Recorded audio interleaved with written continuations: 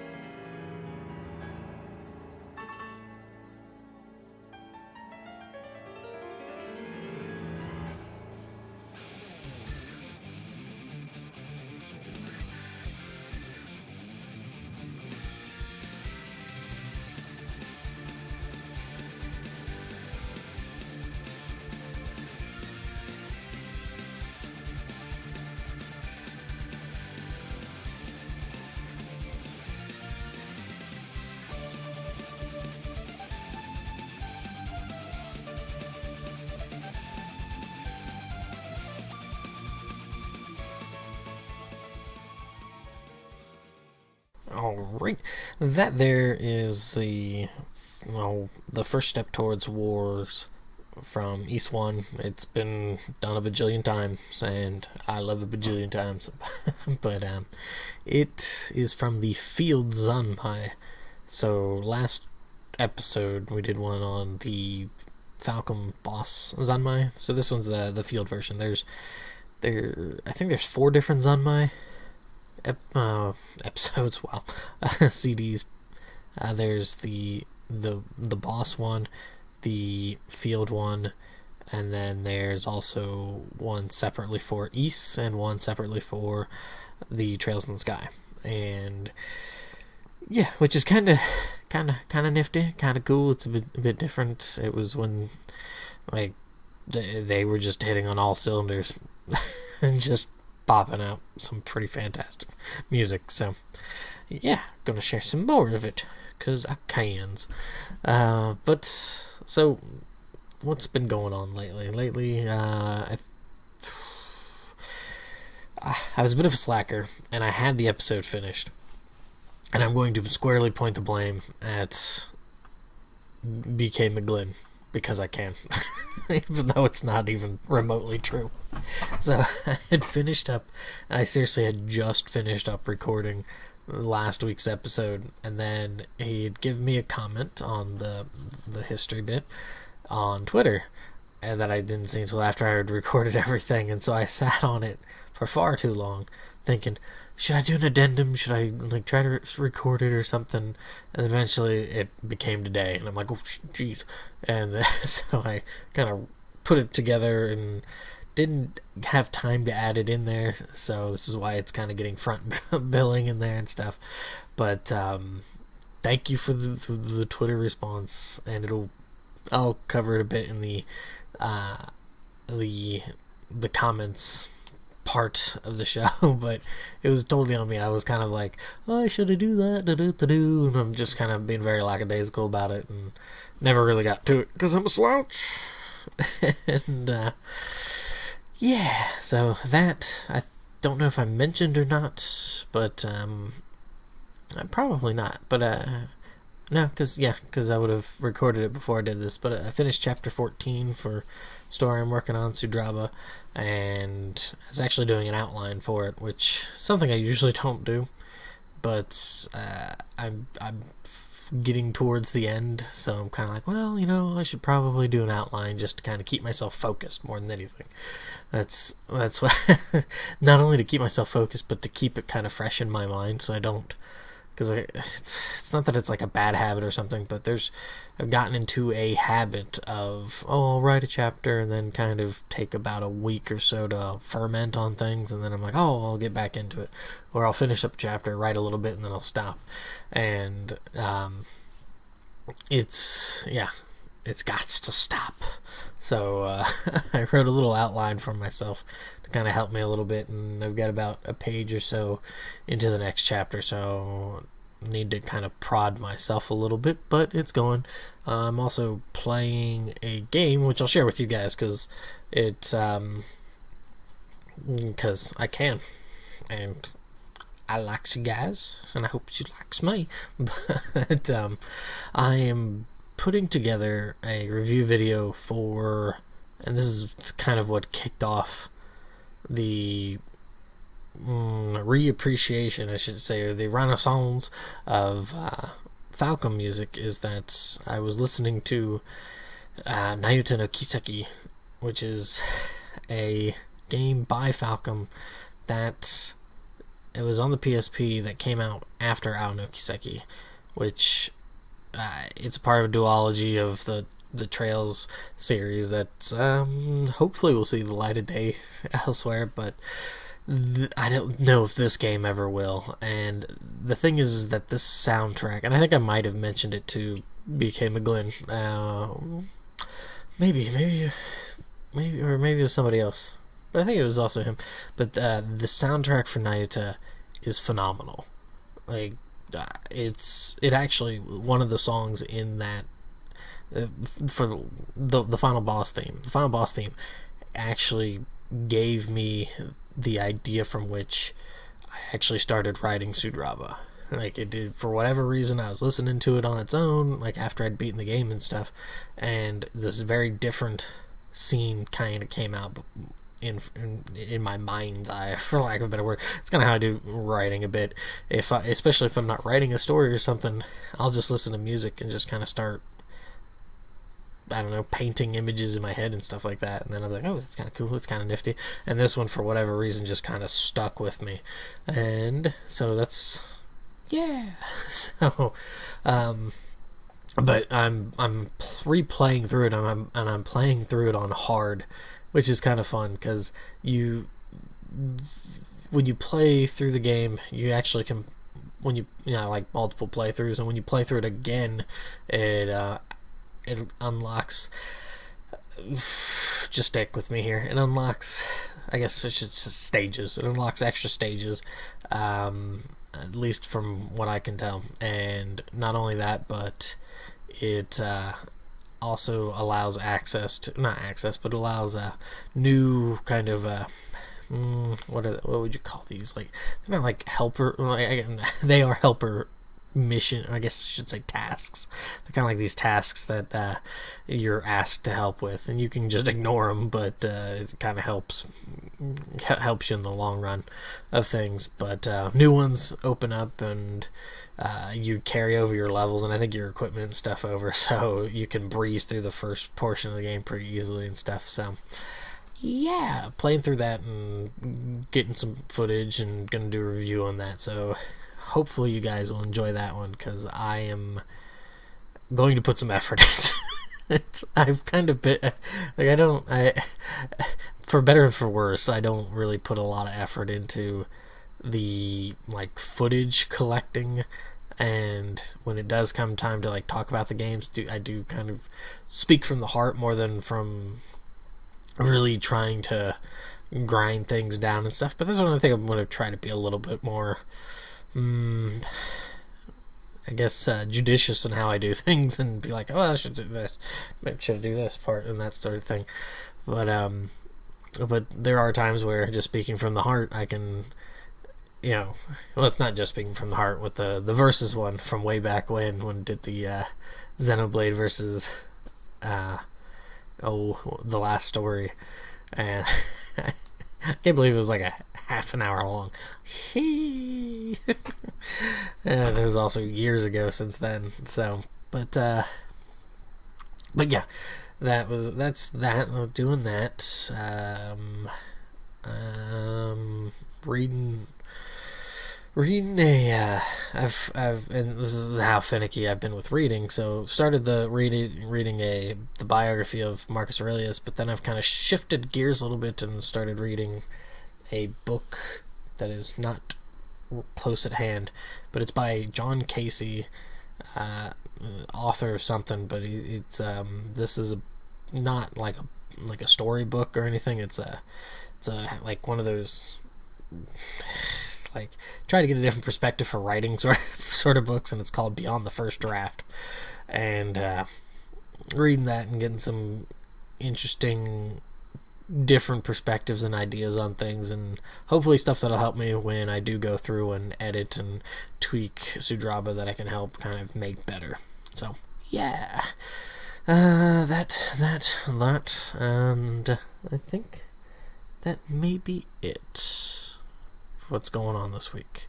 So let us spin some tunes and come back with the discussion. And the I should have mentioned it before, but it'll be in the. I'm trying to be better about making sure that you guys have the discussion topic, at least in the title of the dang thing. But the topic for today is going over basically what I should have done in Rambling Weekly the second episode. So Rambling Weekly second. So.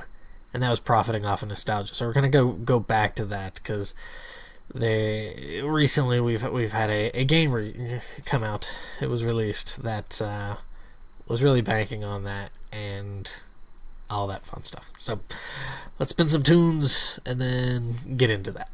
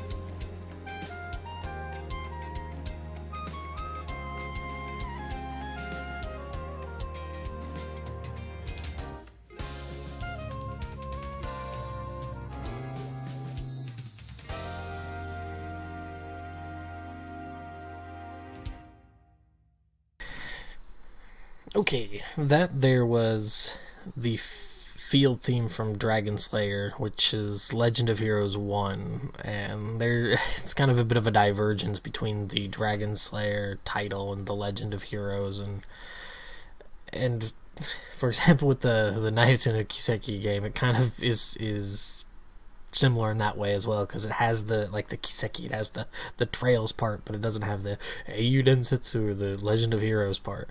So yeah, but this one's Dragon Slayer, the Legend of Heroes. I think Johnny actually talks about it at one point with the horrible voice acting and stuff like that. But this is the field theme, and it is sax, it is smooth, and it feels so like 80s. It's not bad 80s, because I don't know, there's a lot of bad 80s in my opinion, but I didn't grow up in the 80s, so maybe that's just me looking at it and going, more so I prefer things from the 70s or 60s or even the 50s. Well, not even the 50s, but like the 80s, kind of, there was a bit of a hiccup when it came to music. Not all of it, but a bit of a hiccup, at least with my tastes. And then it's been kind of choking ever since. But yeah, that just good. So I was actually kind of, and I think that was the Rambling Weekly 2nd came out March 18th, and around that time, I think it had something to do with, or at least the idea when I first was thinking about doing it, had to do with Mighty Number 9. And I know everybody's talked about this thing to death, but there's some parts of it I do want to bring up, and because it was, I listened through the discussion part on that episode, and I kind of, my rambling went way off kilter, and I was, what I initially had thought of for the idea of the discussion completely was not, and which is fine. I mean, that's kind of the joy of this sort of thing, is that go where it takes me, sort of thing. But so yeah, I'm going to do a quick recap of Profiting Off of Nostalgia, which is from the second episode, and that was just kind of like, I didn't, when it comes to a lot of things, I'm kind of like meh towards nostalgia, but there are things when it comes to games that I do get kind of nostalgic for, or when I see like, oh, there's a Mario shirt, or oh, there's a Yoshi shirt, or oh, that sort of thing. And kind of going into, well, if you keep playing, if you bank on that sort of thing, you're going to have to change eventually, or maybe even sooner than you would think, because yeah, we have the money, or we're supposed to have the money now to like be able to be profited off of, and not like in a horribly negative way, but to be profited off of people seeing this whole, well, these kids of the 80s and 90s are growing up and now they have jobs and stuff, and so they now can pay for this sort of thing.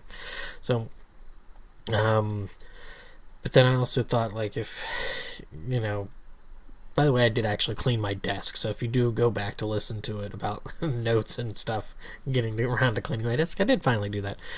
But like, nostalgia itself is, there's a really interesting study about how when people are feeling lonely, they reminisce and they get nostalgic, because the brain kind of triggers it in a way that it tries to remind the self that it's a part of the social whole, so you don't kind of go further in kind of a depression or that sort of thing. At least that's what it's supposed to do. But some people kind of take it in a very different, I guess, angle. So even, if some people opine for that sort of thing, but they see these sorts of older things, and then they kind of wish that it was back to that, so it kind of doesn't have the proper purpose of what it's going for. But that aside, also kind of came up was, replacing the past with the more recent past, and are things best left in the past and not to be like dragged back up and kind of rehashed and that sort of thing. And that's kind of what it ended up being, is that sort of conversation, instead of really getting into the actual fucking thing of profiting off of nostalgia. But interesting point is that I have like an 8-bit Mario shirt, and a kid seen me wearing that and asked me if that was for Minecraft, which I thought was really, really surprising and does not look good for Nintendo with that sort of thing. But I mean, it is only an outlier, as in, it's only one case, so who knows if can't say it's an outlier, but it's only one case. But I mean, that was kind of like, wow, gotten old. Not only that, but Nintendo's in trouble with the next generation if they don't fix their stiffs. But so that's the recap for that.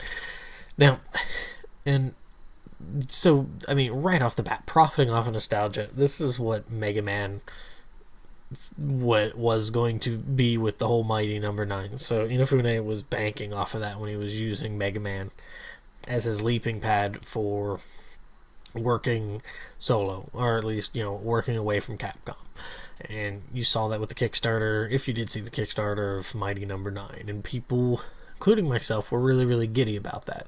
I was giddy in seeing it because I was like, that's cool and everything, and I was supportive of the cause, but I never put any money for it because I just didn't have the money for it. I was also getting ready to come back, so kind of needed that money. But it was something that it went ballistically crazy because they were only asking for, and I think some people but they were only asking for so much, and I don't know if they were trying to lowball it or what, to try to get at least some funding for it, or we'll see, show other companies, see, we got a bit of funding for it, maybe you guys can throw more funding into it and stuff like that to help push it the rest of the way. And then it did, I think it was going for what, 600,000 to 800,000, somewhere in there I think was the goal. I don't think it was 1 million quite, but it did what, 4 to 5 million, maybe even more than that altogether. And then it went kind of silent, and then everybody just kind of waited kind of giddy, yeah, and it slowly started to crumble, because now you've got people who have invested into something. I shouldn't even say invested, because, well, it's invested, but in different ways. Not only have they invested their money into this, but they have been invested emotionally. And as we all know, emotions are messy, and emotions don't mean a damn thing in the grand scheme of things. They really don't. That's emotions are responses to other things. So, the responses to other things, and they are your reactions, how your visible demonstration, vocal demonstration, physical, whatever. But they don't, if I am angry, that doesn't say anything other than I am angry. What are you angry about? And then you have to go into it and stuff. And so, unpacking some of this stuff, first off, we get a second Kickstarter for something that's much more like Legends than Mega Man, which some people were cool with, some people were kind of harumphing about, and I was one of those people that was a bit like, what the hell are you doing? Just get the first game done.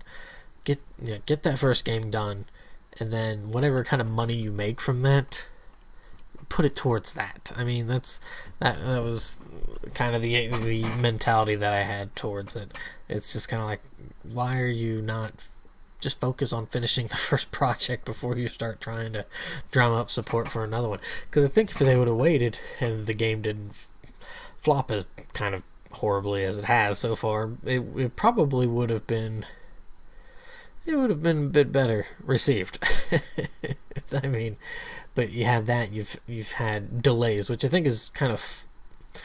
I mean, seeing how the product has turned out, yeah, you can point to certain things about it, but there's kind of these different camps. You get the psychotic camp of let's send death threats to people because a game is delayed by a month or something with No Man's Sky, and then you get the other camp of people who are like, a game delayed is a game that's better made.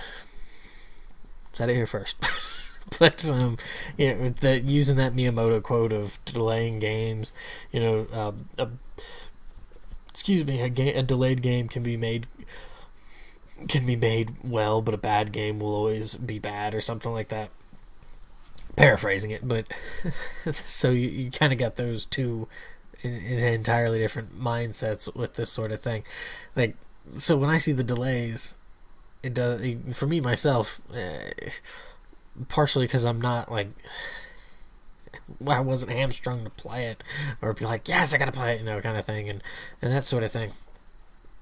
I just kind of see it from a distance and it's like, it's delayed. Okay, there's other things to be doing. Okay, but some people, that is one thing that kind of I would really like to kind of try to work around mentally, is why people get angry at delays for a game. Why? I mean, you got me on that one. I don't quite understand that.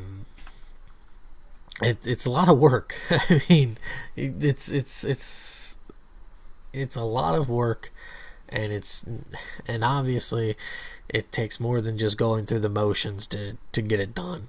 But I mean, it's just there's so many moving parts that, and then there's like people who I've seen that have brought up, well, this person did it solo and they've made a much more fun game, sort of thing, and it's such a. This is the problem when you like use nostalgia to kind of go off of that sort of thing and you don't hit it, like the Bloodstained or whatever, the one for the Igarashi Metroidvania, the Symphony of Night Castlevania style sort of game, like that he's making. From the demo, people love it because it's like what they wanted and that sort of thing. But you've got all these like different cuts with Mighty Number 9, and people have just turned into demon, like vindictive lover who's been scorned by, and so you get a lot of people who are just kind of bad mouthing it, and then you get people who bandwagon about it, bad mouth on it, and I'm going to call out groups of people who running their yaps about like how it's such a terrible game and all this sort of thing, and then the moment that somebody else says something, they kind of just went radio silent for a little while before they started chirping about it again. It's like, and the person that that kind of caused the radio silence was Robman finally got to play it after, and he himself was getting kind of peeved about because the release was also very, very terrible. They did not do a very good job logistically with making sure everything was out and the key codes worked and that sort of thing. And he streamed a little bit of it. I didn't catch the stream, but I did see him make a comment about playing it and enjoying it, and other people saying, I watched a little bit of it. I was, happy to see that you are enjoying this game, sort of thing, and that's all you can ask for. I had a friend of mine who was with me at the time, and I showed him this and stuff, and he put down money for the Kickstarter and stuff. Who's played it, and he's like, I like it. I'm like, it is, they honed their craft, is how he put it. Paraphrasing, but and he thought it was good. He thought it was enjoyable. He's not like it's some broken mess that's terrible or that it wasn't worth the the 5 million that they got for it and all this sort of stuff. And this is where the emotions kind of kick in with the whole nostalgia bit. So because people have put money towards it, they now have this investment of the money. But then, because of playing off of the whole fiasco of Legends 3, which I'm not forgiving you for ever for Capcom, that was on my birthday in Japan. I was super excited for it, got 3DS ready, and all of a sudden you canceled it.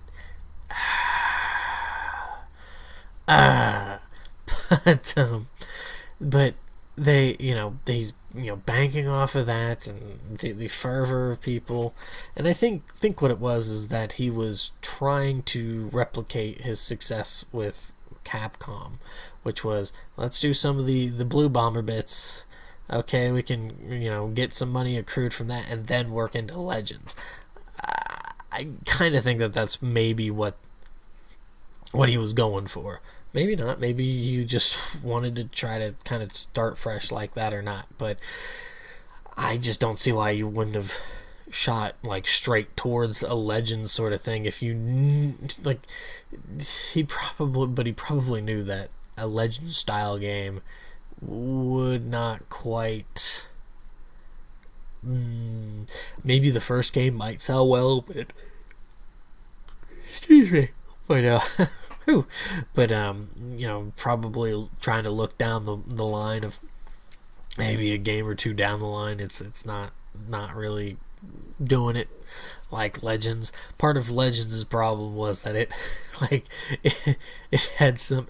Mega Man 64 cover wasn't so bad, but that the particularly like the Mega Man Legends 2 cover was horrific. And it's like, why did you just not use the Rockman Dash covers, or that like color style and like that imagery stuff? Why didn't I just use that instead of the 4?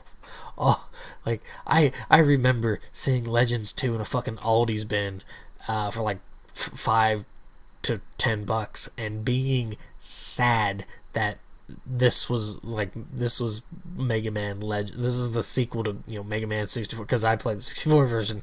And it's like, this is the sequel to Mega Man 64. This, like, of course you look on the back and like, oh, but this cover is horrific. And unfortunately, when you're a teenager, you do judge things by the cover. I mean, look at Xenosaga. Xenosaga Episode 2 floundered because it tried to appeal to the West instead of just sticking true to itself. And we only got 3 games instead of 6 because of it. Thanks. But so because you have a bunch of people who are now invested in this emotionally and financially, every little, and especially when it comes to emotions, some people can overlook things. So with the emotions of things, people can tend to overlook certain things, but I don't think that's quite the case with something like this. Like when you love something, you can generally look past its defects, for lack of a better word. But it's something that they have no love. Like they have the love of the nostalgia, but they don't have a love for this sort of thing. And so when because of that, they don't have these blinders for any sort of the defects. They start picking at these sorts of things, and it's almost like the Portrait of Dorian Gray, where it's like, gotta be perfect, and then it starts like picking at everything that's not quite the same. But I mean, he starts going mad because he starts seeing these imperfections within himself, and it just like the portrait gets worse and worse. But he himself, stays beautiful, even though he starts doing worse and worse things. But and he's I don't even know why. That's not even like an appropriate connection. That's not bad analogy. Throw it out. I'm off my game now. Done forever. But just like just like any sort of relationship that's not really well foundationed, like they can, you start picking at things, and maybe you pick at these things to break away, to give yourself proper, like, proper shielding. Well, you didn't like this and this and this and this and blah blah blah, I should have done blah blah, that sort of thing. And that's kind of what it felt like. It felt like you had this really, really great meetup, and then it kind of, things, that euphoria of it happening was great and everything, and then you start kind of seeing the person around again and stuff, and then you see more of these defects. And I'm not trying to justify them or anything like that, but you see these things, and then they start eating away. And so, like, with peaks and the valleys, kind of, this is myself, you need peaks with the valleys, because if you don't have the valleys, you can't really appreciate the peaks quite as much. And if you don't have the peaks, the valleys don't seem nearly as terrible, I guess. And but trying to spin that in a weirdly positive light, but and I think that's what happened. You had this high crescendo point of, oh my goodness, it's going to be a new Mega Man. Yeah, Mega Man.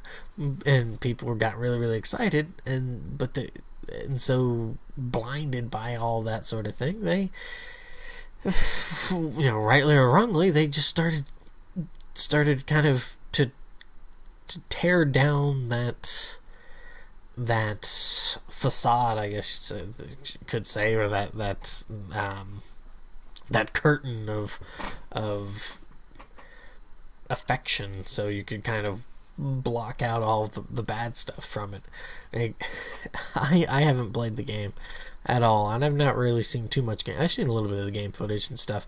It doesn't look bad. That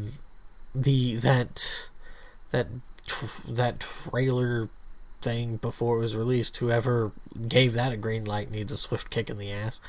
But I mean, yeah, like that one's that is a defect. I don't even think it was the same company, but whoever did that was like, yeah, let's offend our whole, not a whole, but like a lot of the audience we're going for with this. That's nope. But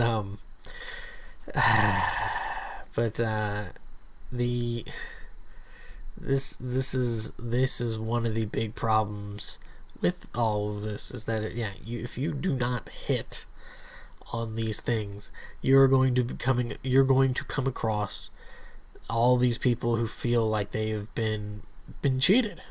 Like, not even it's kind of, I mean, it's kind of like somebody who used to be a friend of yours, and then kind of like,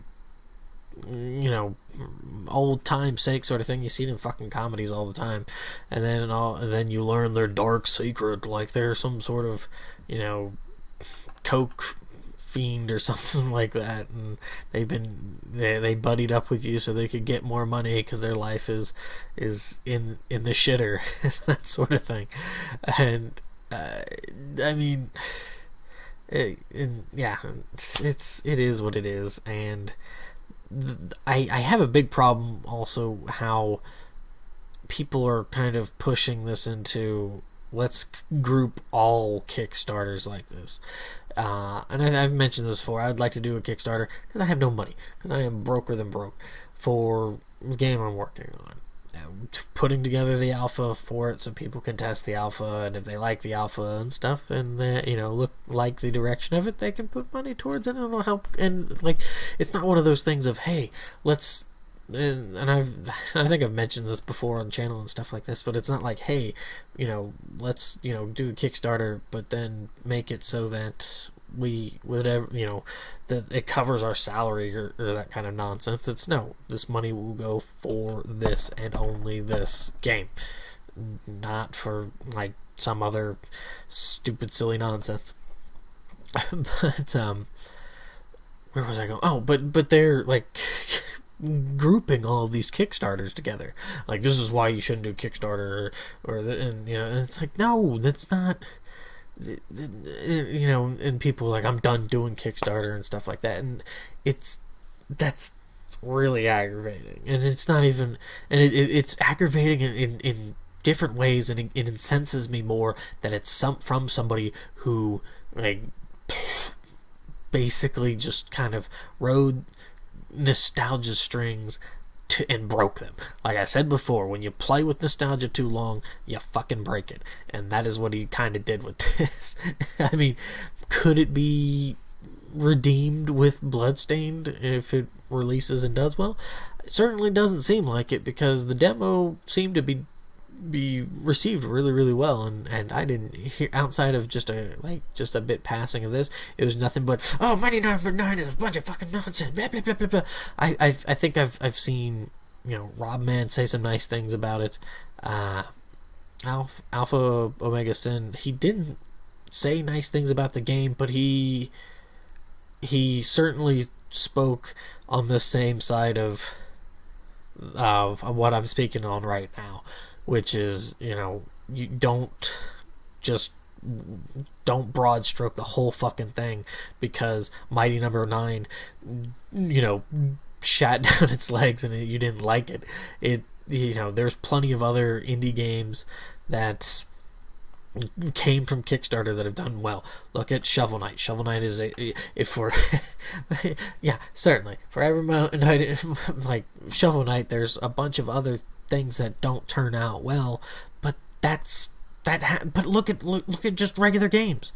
Look at how many games there are out there, and please tell me how many winners of games there are out there. Not saying, well, they're not as bad as Mighty Number 9, but I mean, they're not.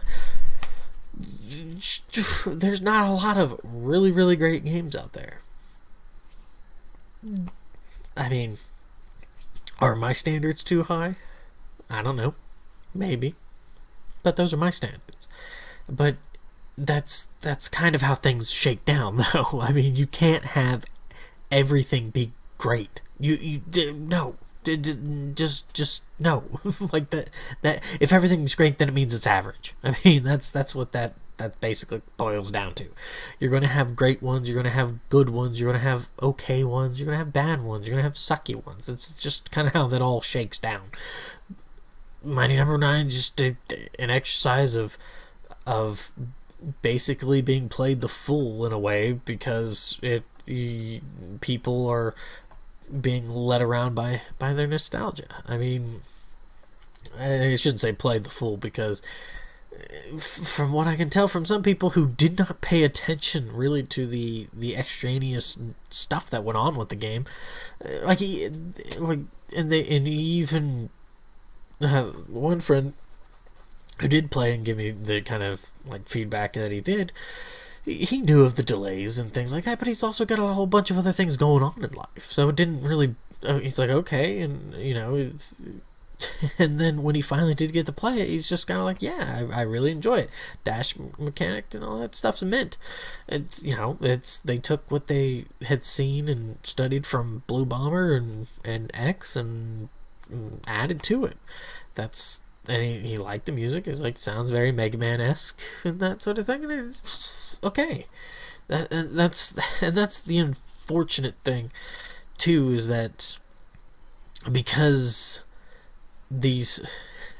you've been intimate, you've seen the sausage made, sort of, with like Kickstarter and the finances and stuff, then it becomes these moments of, well, now we can judge all these things by this, and then but it's still, there's still no definitive, like,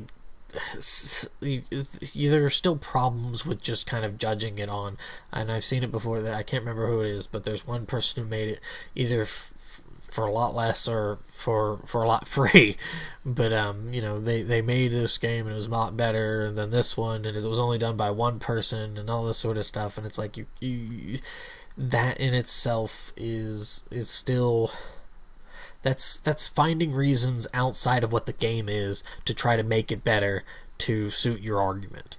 And you can applaud that person being on their own, and being able to make it is a lot easier to do things on your own when it comes to creating things, because then you don't have the gears or you're having to be dependent on other people to make certain things.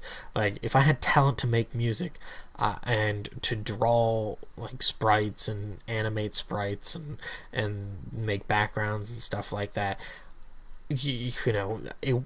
what I would make for my own would be like more true to the vision I have than it would be for having like 30 to 40 to 50 other people trying to work together to make that sort of thing. Like, you gotta peel away all of that excess baggage of that stuff, because because if you do that sort of thing, look at Xenogears. Okay, Xenogears' Disc 2 is a flaming pile, and people will say it's a flaming pile. I'll try to polish that turn and be like, well, it kind of like demonstrates what fate is, because you're all stuck on it, but it's still a flaming pile compared to what Disc 1 was, this sweetness and stuff. Disc 2 is what it is because of Final Fantasy VIII. But you can't change it. You can't change it. So why are you trying to, because it has nothing to do with the game at that point, because the game is now a work of its own.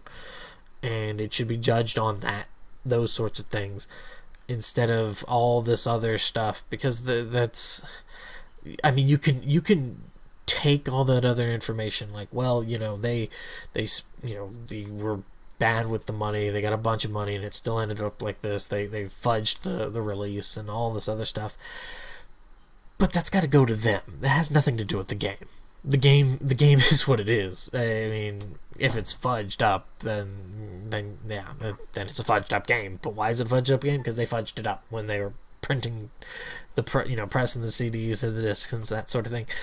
So get that sort of stuff out of it. Certainly, you can kind of bring it up to get a perspective on things, but in the same hand, I really don't, because then this when you start adding in all these kind of extraneous things, it starts bleeding into different sort of biases. So if somebody, and maybe this is weird on my part, but if somebody makes a game or writes a book that was like a bad person and they did bad things, I can't judge the book by what they did.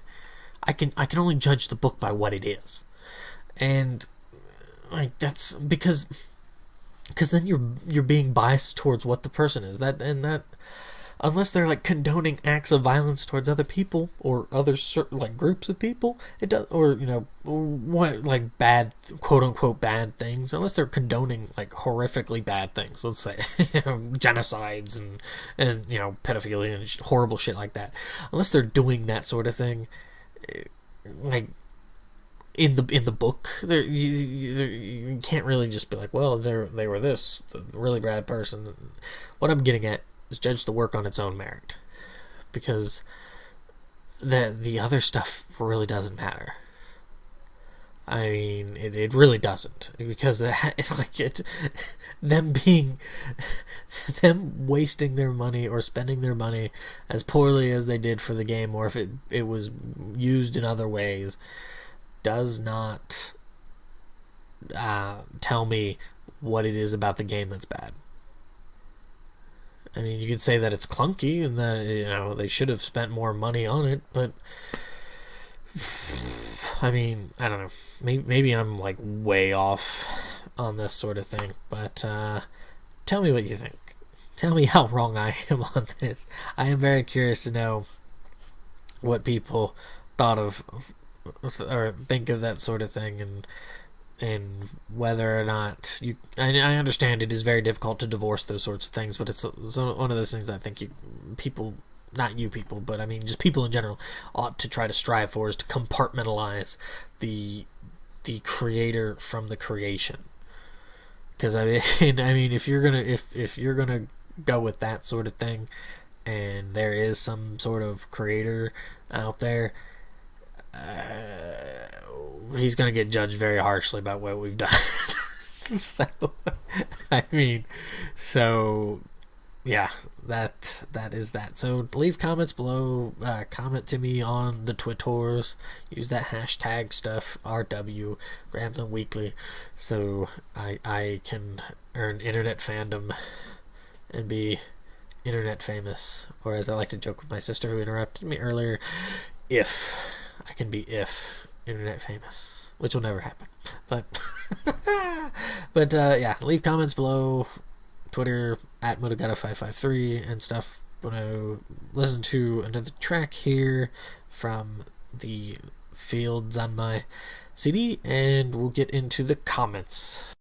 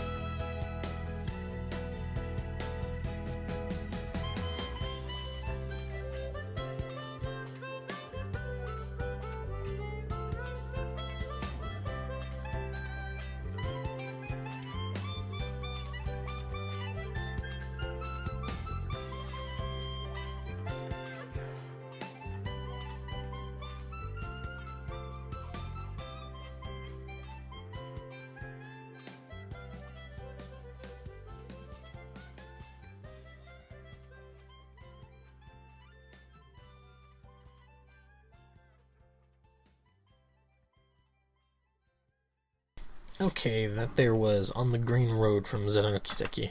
Love that harmonica. I'm a sucker for harmonica. Maybe that's what Falcon got me with, was the harmonica stuff. But you may be able to hear TV, and that TV is like on the other side of the house, so I can't really do anything about it. And I apologize if you can't hear it. But yeah, that song there was from Zeno Kiseki, On the Green Road. It's the field theme, and it's good. So that is that. Time to get into these comments. So the first one here we're gonna go with is the one on Twitter at BK McGlynn. I'm getting better at saying that because I hope, but it was in response to the is history important question, and he said history has shaped our world as it is today. It really fascinates me thinking about history and imagining how things were. And certainly that history is the culmination of everything from way back, from everything up until now. So, and there's a bunch of different ways to go through it, and this is, that's what really gets to me too, is that there's not only are there a bunch of different things to kind of learn in the study and the stuff, but as what I like before, it's a bunch of different perspectives. Perspectives of people that I would never, in any sort of, I guess, for who I am, I would not have really kind of thought about it, but perspectives of people and stuff that's just I would never have thought of, and to see that and then try to go down the rabbit hole to understand that sort of thinking is, I hope that it makes me a more understanding kind of person, to see different kind of perspectives and that sort of thing. Will it make me a more compassionate person? Probably not. I am not a very compassionate person, but I'm not a very hateful one either. It's just more, somebody had made a comment that I will get into a bit more, but I'm very kind of certainly get goofy with Kirby's and slimes and stuff like that, but it can be very, very, I guess, even-keeled would be a good way to put it. But it's so yeah, I apologize I didn't get that into the last episode, and hopefully you didn't stop listening there and not hearing this now. But thank you for the message. The poll, because I put up a poll on there, I think I might have mentioned it before, but 86% said yeah it is, and then 14% said it depends on the history. Yeah, and then I had my rambling about it, so check it out. So there's that. Let us now go to the dashboard of the YouTubes and see what is going on. By the way, everybody seems to be having issues with the drop in YouTuber subscribers and stuff like that. Not me. It stayed about the same. So I am not... Evidently, I am too cool to be trifled with on the YouTube subscriber count. Thank you, YouTube. But, yeah, so let's get into a few of these. So, okay, now that I know which ones I've done, I can go into Shiza. What is this?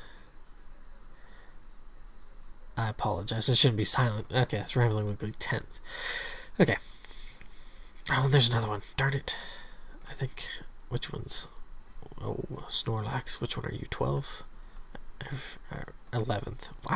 Why do you not let me know these things when I highlight them? But, so, Rambling Weekly 10th. I got a couple comments from Silver Mongoose. And first was...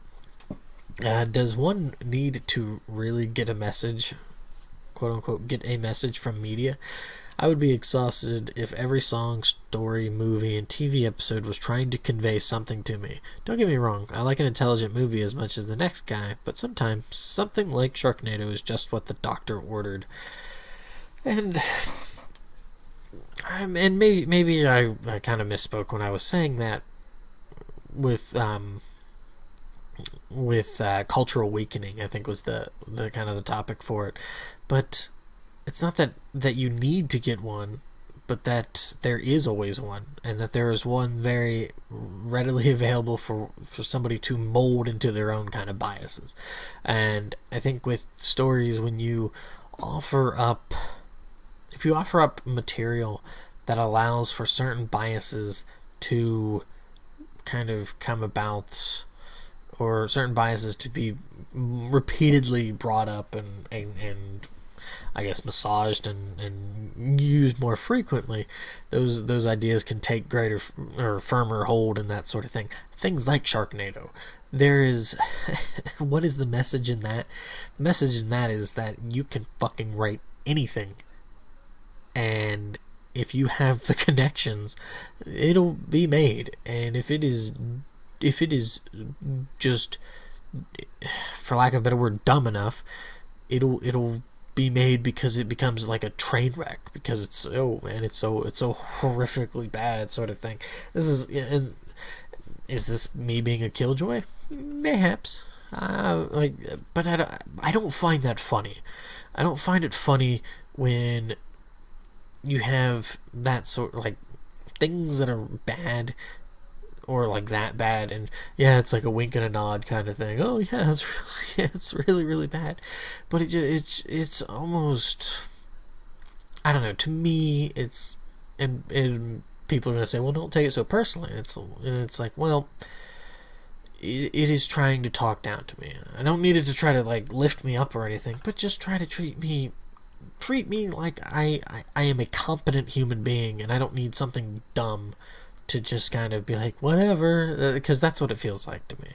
And maybe, am I barking up the wrong tree with Sharknado and that sort of thing?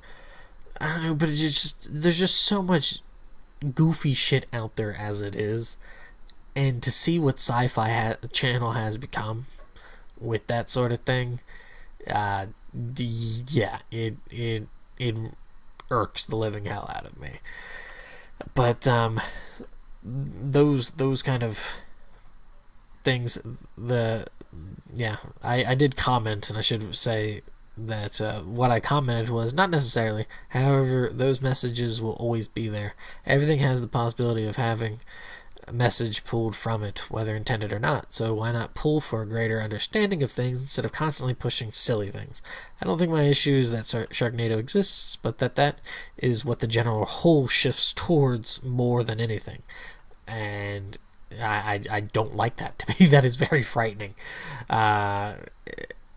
It's just not a good thing to see a culture push towards that sort of thing. Maybe, well, who are you to judge? I'm not trying to say that you're. It's I don't know. I'm a part of the culture too. How insignificant that may be. So that in itself kind of, I guess, I don't want to be dragged that way. So I will fight kicking and screaming on that sort of thing. Last comment part of that I did add was, I see a whole lot more lowering the bar and not enough trying to raise it. So that's kind of where that is. And also, in caps, I don't like fun things, silver, angry face.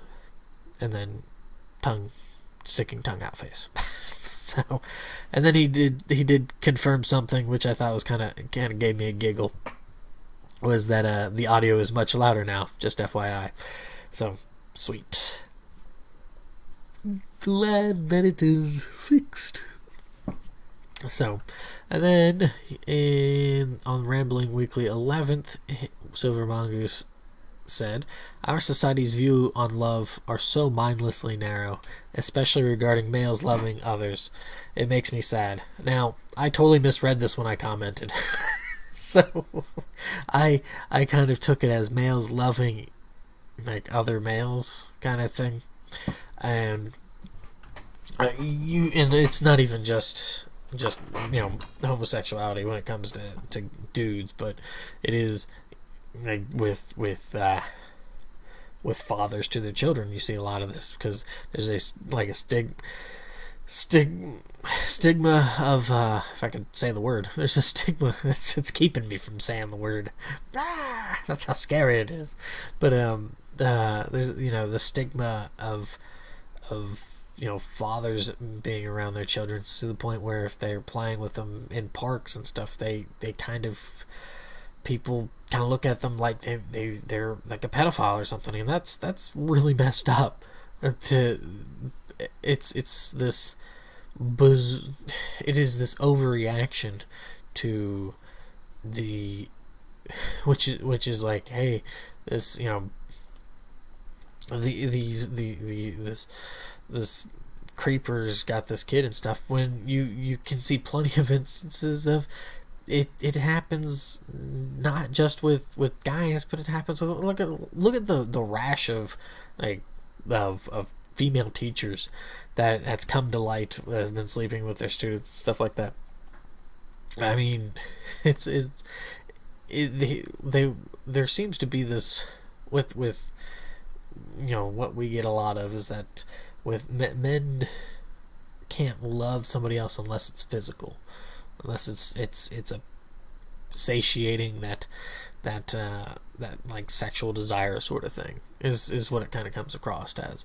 And certainly there are it doesn't help when you have like media kind of showing like that's how it's expressed in videos or movies and or people who are just not very expressive and stuff like that's kind of how they go about it. And it's just like I thought it was about homosexuality. And so sorry I misread that, but I do see a problem with that too, is that if any sort of camaraderie gets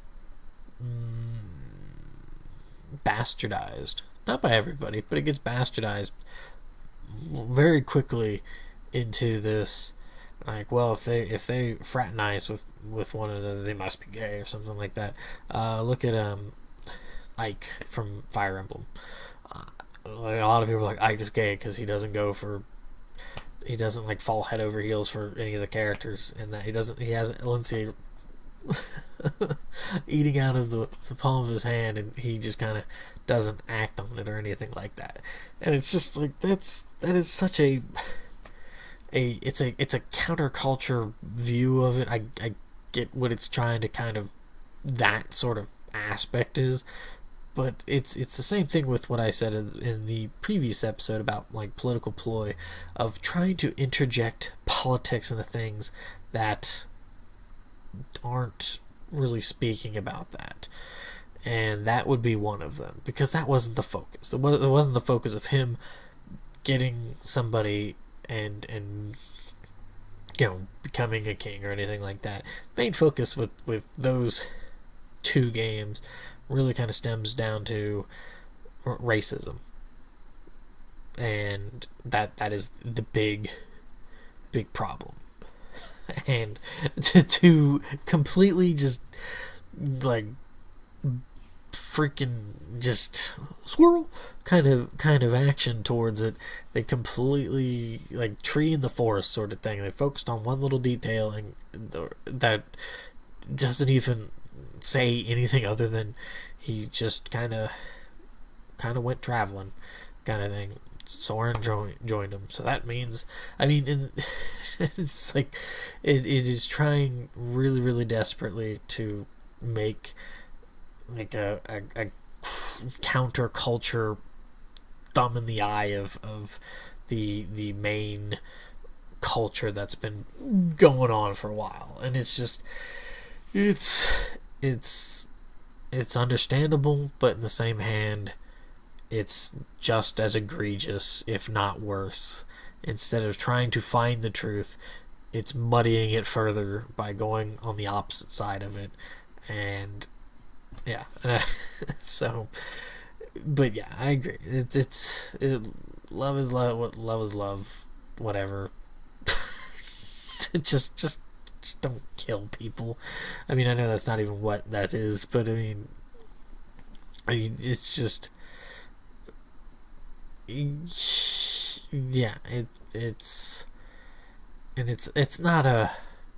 But it's like not only that, but people express it in very different ways. And certainly, like I said before, some people do express it physically, but people will express it in very different ways. I mean, and I think I've probably talked about this before, but I've had talks with other people about how, for example, Latin, there's a bunch of, 7, 8 different words for the word love. And it's these different types of affections and appreciations for different kind of relationship structures. And I think there's even one with like teacher to student / student to teacher one, which people kind of go, ooh, but it's more of like an adoration sort of thing. And I think I've mentioned this before, I know I've mentioned it before with some other things, but I'm trying to remember which episode I mentioned it, but the quote from Ludwig Wittgenstein is that the limits of my language means the limits of my world. So when you just say love, it turns into this giant, like a pie chart. It takes up a huge chunk because we don't use words like adoration or adore. We don't try to detail these things. We just kind of broad brush stroke it and then just go about our merry business. And that's the unfortunate consequence of those sorts of things. And that's why I speak out about things like Sharknado and stuff, is that when you start kind of going this route of simplification, and that's what Sharknado is. Sharknado is a simplification of the art of movie making. Because there's not much thought being put into it. But I mean, and maybe I'm way off on that sort of thing, but details. Devil may be in those things, but it helps a lot. So, all right, and then the last one I got here was from B.K. McGlynn. Yeah. All right. And so he was responding to last episode. No, this is from 13. I see that. Wait, yeah.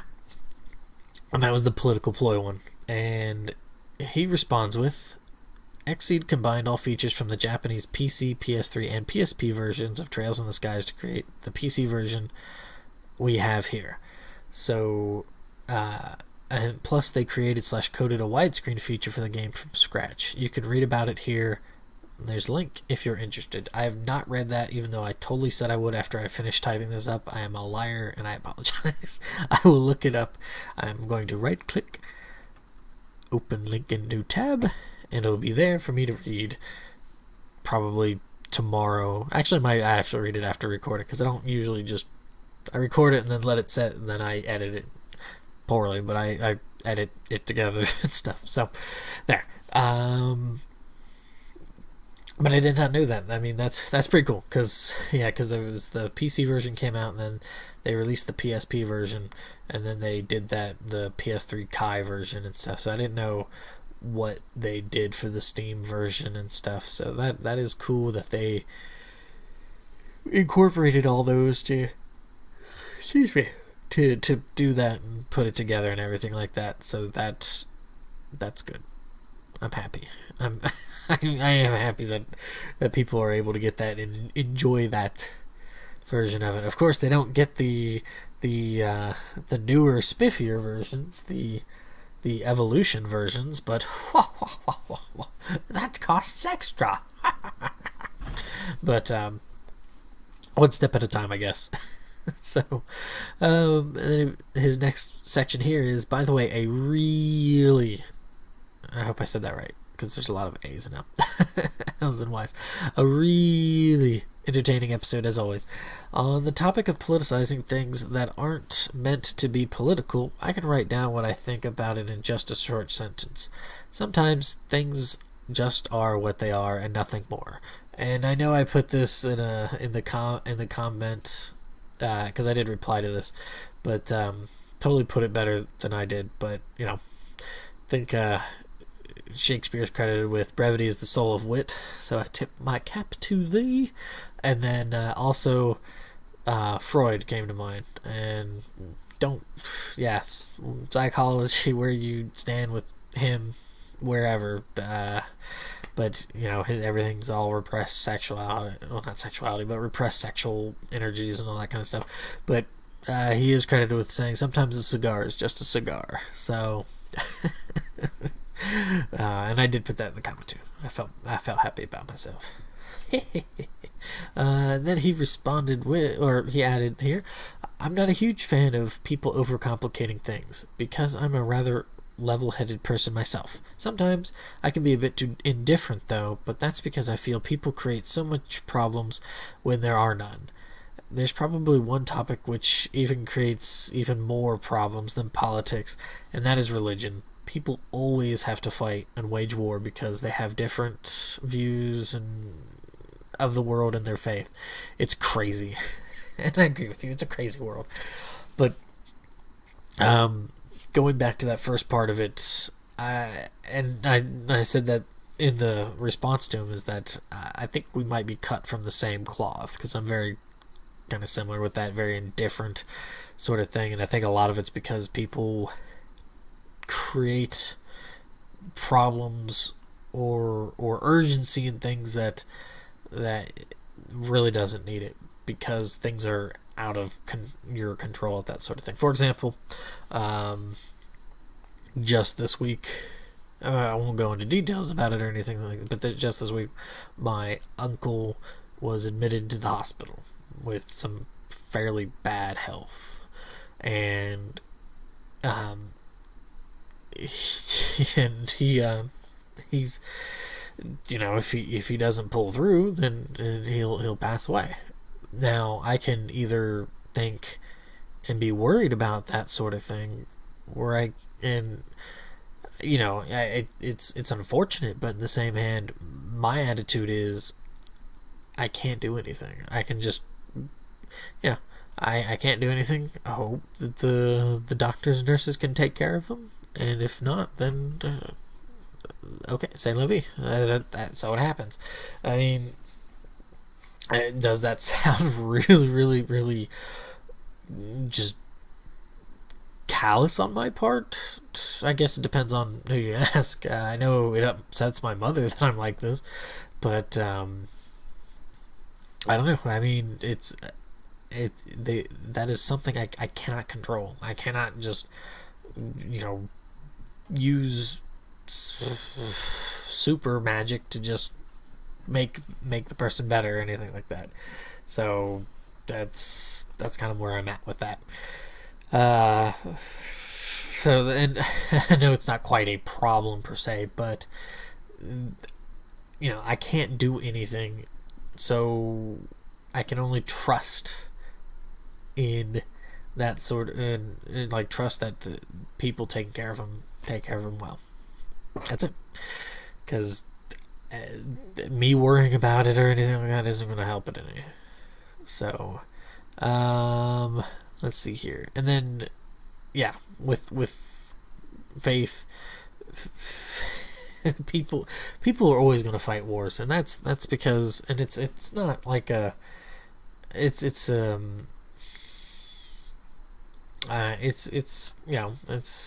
just kind of how people are. You people get jealous. People are conniving. There's so many different aspects of people that feed into these bad things to start and trigger wars and stuff like that. It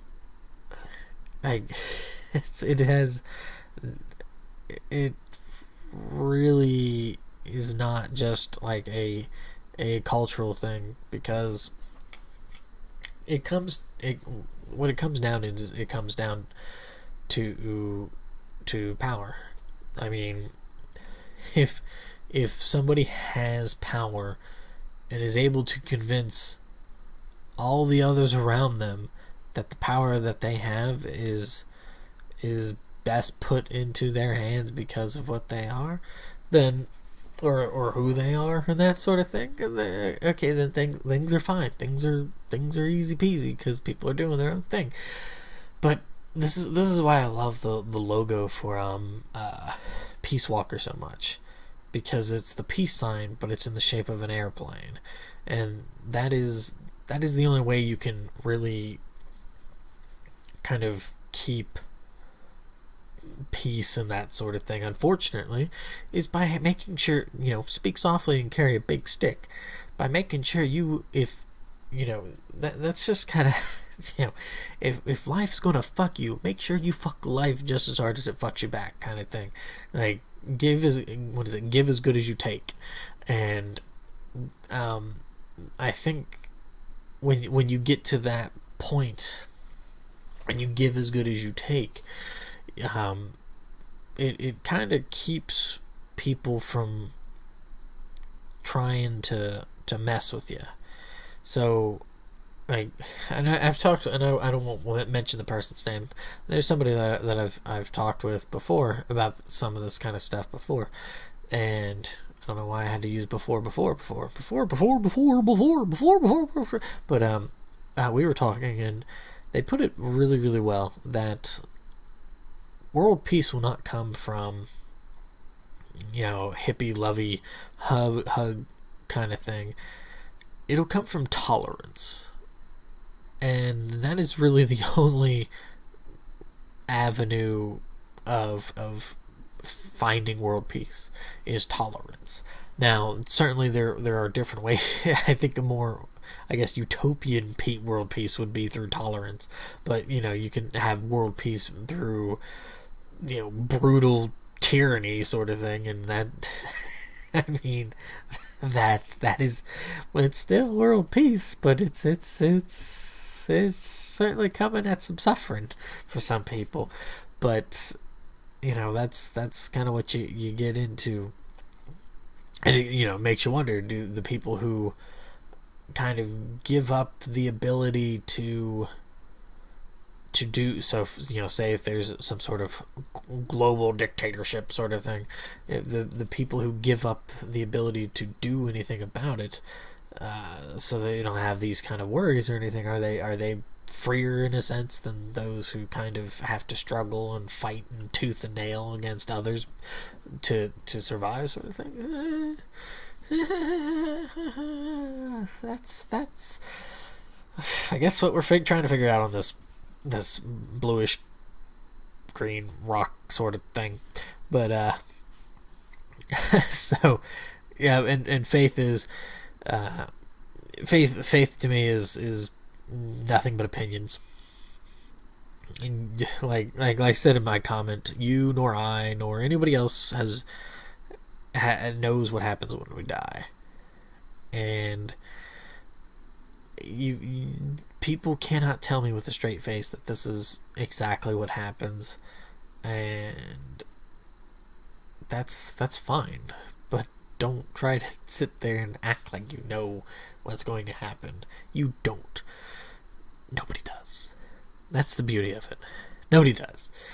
So, and that's not to say, like, just, nihilist, embrace the void sort of like psychotic sort of thing. But, just live. He also goes on to say, I guess I'm probably going a bit deeper into a very different topic, but I guess you could say both politics and religion have a lot in common, and I would agree with you, and don't worry, because I just took your comment and derailed it further. Ha ha ha, we can play this rambling game. But, plus, you could talk about religion until the cows come home, but you'll never finish the conversation. I've had many long discussions about it with people. Yeah, my brother's an atheist and my mother is religious, and they always butt heads about things, but I can talk to them both. But that's more of me tolerating both of those very different ideas. It's just kind of, and I think I probably should take a look at what I said here, just so I, well, no, okay, it'll be in the last. So he also responds with, "These are my 2 cents about the whole thing, or it's just my own little rambling weekly, winky face with the tongue sticking out." Yeah. By the way, I'm an atheist, if you hadn't noticed, but I have much respect for all people who quote-unquote believe. And then I say,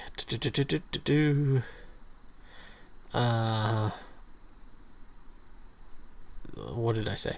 I may label, I think I would label myself an agnostic if I'm going to go with a label, but I would say that if there were gods and goddesses, they're not loving towards us, nor should they be, because it would be like, or should they have to be, I guess I should say, because it would be like us loving an amoeba or something. It's a scale of something completely entirely different, that it is, I don't want to say beneath them, but it is so different and so, I guess, insignificant in their experience, that it's just kind of like, whatever, okay, it's sort of thing.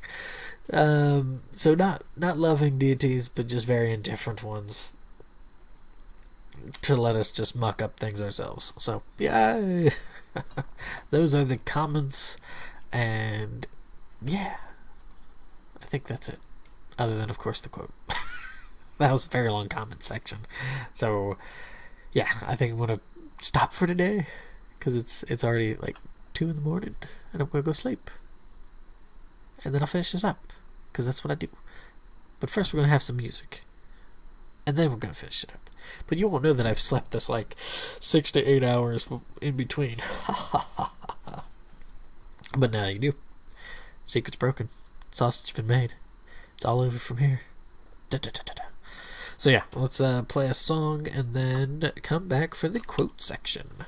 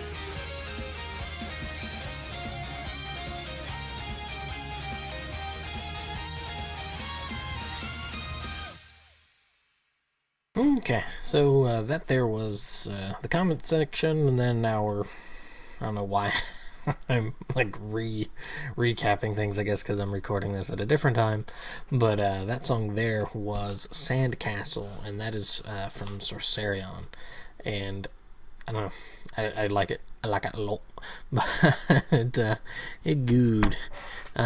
Squeaky chair. And so, for the quote section, it's going to be a bit beefier.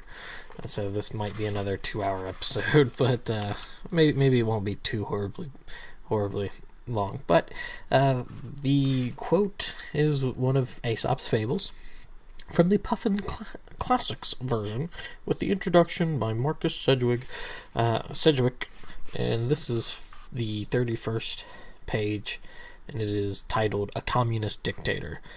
And so this is how it goes. A wolf which had been made leader of the other wolves established a law that each of them should put into a pool everything he caught in the chase, and share it equally with all the rest, so that they should not be driven by hunger to eat one another. But an ass came forward, and, shaking his mane, said, "Out of the mind of the wolf has come forth a noble thought. But how is it, wolf, that you yourself laid up in your den the quarry you took yesterday, put it in the common store, put it in the common store and share it?" This exposure shamed the wolf into annulling his laws. And this one, I don't know why it does it. I think it's better when it doesn't do it, but this has a little thing at the end which adds, "The very men who pretend to legislate justly do not themselves abide by the laws which they enact and administer." So, and I know it's just kind of like a quick recap of it.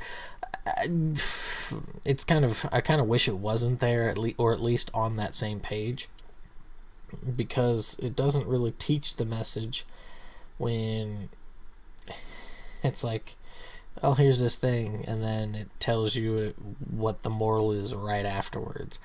And I don't know. I think sometimes it's better to try to chew on things to try to figure it out yourself than try to get it, even though I totally just gave it to you guys like that.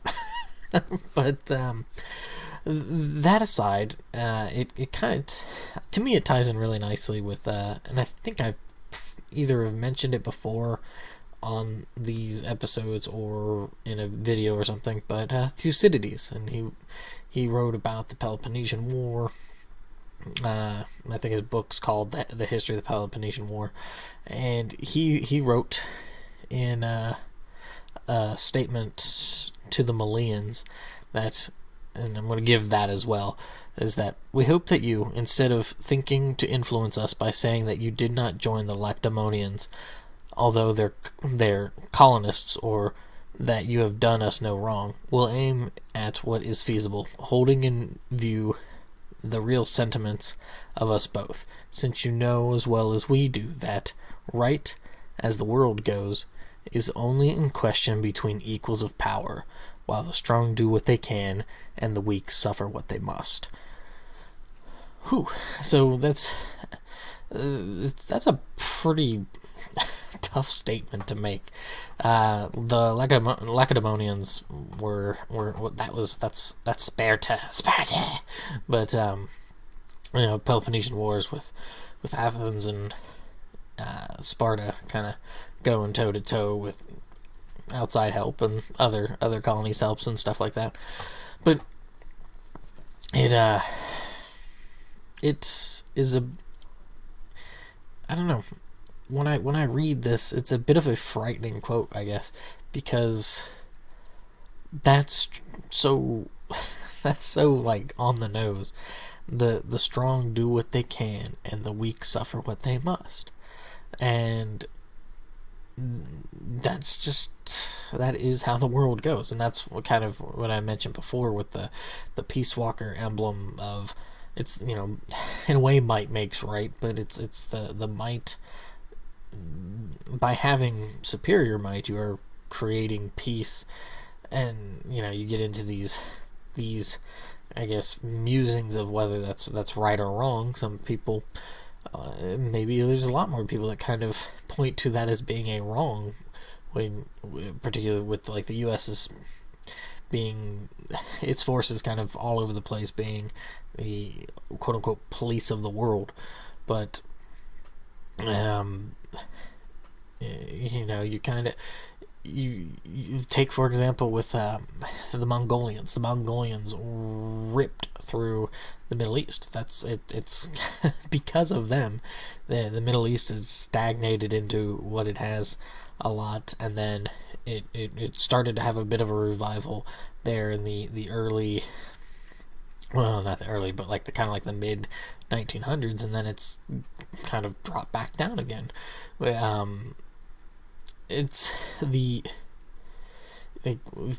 like the Mongolian, it's like you're looking at 500, what is it, 1400s, 1500s, around there. So you're looking at 400 to 500 years of just stagnation, because they came through and just decimated everything, and then just killed a whole bunch of people. But the Silk Road was really safe to travel on. It was a very, very safe time to travel on, because the Mongolians were they were setting things the way they wanted it. So it doesn't make it right. It certainly doesn't make it right in the eyes of a lot of the people that were at the I guess the arrow point of the Mongolians and their riders. But that is how things kind of, I guess, crack down, and it's just, I don't think it's ever really going to go away, I guess, is kind of what I think of it in kind of a scary sort of thing, because I mean, I don't know, I'm not trying to like say, oh yeah, we can stop it with the hippie peace, love and everything like that. Like I said before, I think it's tolerance. So you tolerate things, but then, what if you acquiesce too much? What if you kind of give in too much? What if you are this power to be, and or that you project to be, and the other side starts doing things that kind of tweaking things and kind of spitting wads or showing force here and there and stuff. You get to a point where you have to either attempt to reassert that or continue to let that go on. And that's where the tolerance comes in. How much of that do you tolerate? What of that do you tolerate? And I don't know. I mean, that's, yeah. Right as the world goes is only in question between equals in power, while the strong do what they can and the weak suffer what they must. So, yeah. But and I could have swore I've used it before, but Thucydides, it's some pretty sweet stuff, and how that kind of ties in with the Aesop's fable, it is that how you see leaders, they do things, but they do things in a way that you think it would help the whole, but sometimes, because they're in these different kind of positions of power, they don't see themselves as a part of the whole. They see themselves as something above. And I mean, that's that's, I don't know, certainly there's times where you have shitty things that happen to people because of things that kind of go on in life. However, I do not think trying to make everything, if you try to force everybody to be in like the same kind of box, I don't think that kind of works. I don't think it works at all. Like the equality of outcome versus like equality of opportunity sort of thing. I think I actually watched a really, maybe it's not interesting to other people, but I thought it was interesting because it was stuff that the guy was saying that I really agree with, and maybe that's why I'm like, well, it's interesting because I agree with it, and that's not necessarily the case. It's just I don't hear a lot of people say these sorts of things, so I'm kind of like, that's pretty on key with kind of what I'm thinking is that the moment that other people try to force other people to be a certain way, you have lost the ability to just say that this is for equality. Unfortunately, and this maybe is why I find that Thucydides quote so like a moth to flame sort of thing, that I get attracted to it, because I don't want to say it appeals to me, but it almost kind of enlightens this very, very dark sense, or maybe it isn't even a dark sense, but just this idea that that equality doesn't, like, you don't, it's not about equality, it's having the freedom, the ability to do things, that's more important. And I think even Thucydides himself had a separate quote about this sort of thing that kind of goes into that bit, like the secret to happiness is freedom, and the secret to freedom is courage. And when you try to do things, because I keep on thinking of this whole the whole Brexit thing that kind of came up and stuff, and they voted and stuff like that, and they voted one way, but then you see this other side, the Remain camp, be very vindictive about the whole thing, and saying, why should old people be voting? Of course, it's not everybody, but you have, why are old people voting when they won't be around to deal with the after effects of this? And it's like, you have no idea what's going to happen. I don't have a crystal ball. I have no idea what's happening. I could croak in my sleep tonight and not get this finished, even though I'm going to finish it and then put it up by then. But I'm saying, you have no idea. So, like, and things that, you can make like projections of things, but in the same hand, that's it's kind of like the future. It's not even there. But the way they've kind of gone about this is, well, they voted, but you need to have more of a vote. There should be a second referendum and all this kind of stuff, and it's not quite the same, but or it's tied into this sort of thing. But it kind of makes you think of that, and it's like you can't just like wash a whole group of people in this in one way or another. Like, people who support Trump, if somebody supports Trump, you can't just say, well, you're a racist because you support somebody who's a racist. That doesn't make sense. That really does not make sense. That is that is such a lazy way to try to what's that trying to, when you create enemies and or monsters and that sort of thing, and then you find yourself to be the good guy, and so everything, you can attribute all the bad things to the enemies, and then all the good things to your side, and that sort of thing. And it's just this bizarro kind of thing. I don't even know where I'm going with this. It's like a secondary Republic Weekly. Ha ha ha ha. But I don't know. Like, it's just, and well, I guess with the that sort of thing is that you have with the Aesop's Fable stories that